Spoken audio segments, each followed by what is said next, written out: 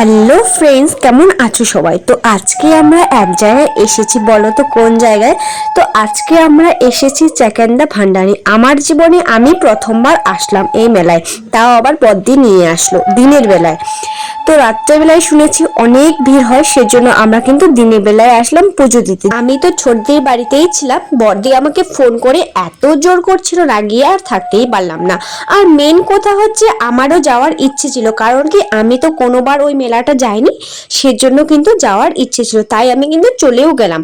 আমি না, আমরা মানে বুনু আর আমি।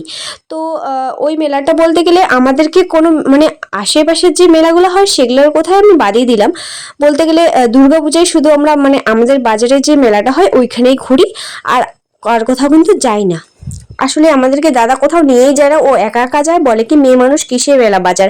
সেজন্য আমাদের তখন থেকেই অভ্যেস হয়ে গেছে, তাই আর যাওয়ারও ইচ্ছে হয় না আর কি মেলা টেলা। তো এবার এখন যেহেতু বড় হয়েছি, তো আমি নিজের থেকেই যাচ্ছি ফ্রেন্ডদের সাথে দিনের বেলায়, রাত্রেবেলা তো যাই না। তো যাই হোক, ফাইনালি আমরা কিন্তু ফল টল নেওয়ার পর একদম অঞ্জলি দেওয়াও শেষ, আর এদিকে কিন্তু আমরা একদম ফল মানে প্রসাদ খাচ্ছি আর কি।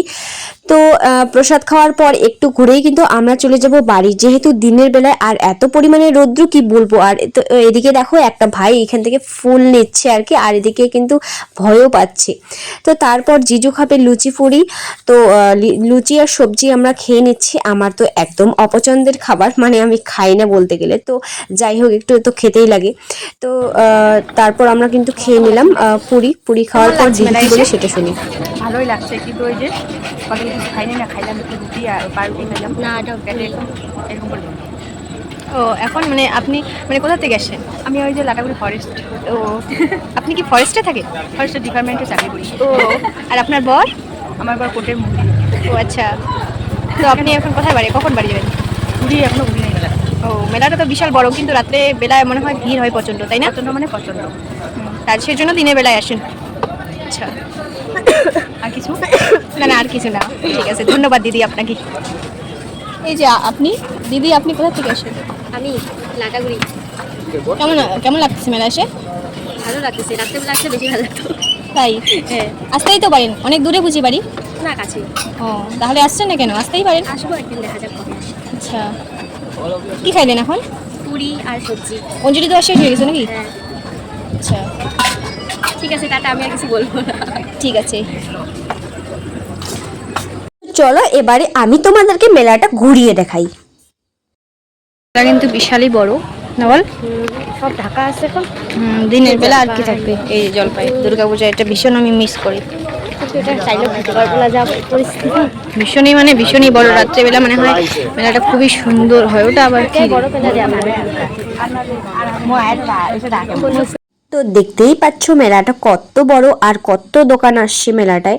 তো রাত্রেবেলা তো পা রাখার বলে জায়গাই হয় না আর কি, এত পরিমাণে ভিড়। তো চলো এখানে কিছু আমি কেনাকাটা করি। ভাস্তি আর বাবু আছে, মানে ভাস্তা আছে বাড়িতে, ওদের জন্য না নিয়ে গেলে একদম মহা মুশকিল করে দেবে।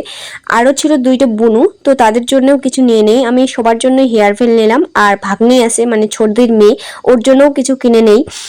তো দেখো পছন্দই হচ্ছে না, ওরকম করে খোঁজাখুঁজি পরে নিলাম। নেওয়ার পর এবারে খাবো আমরা ফুচকা। রেডি ফুচকা খাওয়ার জন্য? কেন? এই গরমের মধ্যে তেমন কিছুই খেতে ইচ্ছে করছে না, সেজন্য আমরা ফুচকা আর চাটটা ওখান থেকে কিছু খেয়ে নিলাম। তো তারপর কিন্তু আমরা একদম বাড়ির পথে চলে আসলাম, বলতে গেলে চলেই যাচ্ছি বাড়ি আর কি। তো বন্ধুরা, কেমন লাগলো ভিডিওটা, আর অবশ্যই কমেন্ট করে জানিও কিন্তু কে কে এই মেলাটায় এসেছো। তো ভিডিওটা এই পর্যন্তই, দেখা হচ্ছে পরের কোনো ব্লগে, টাটা।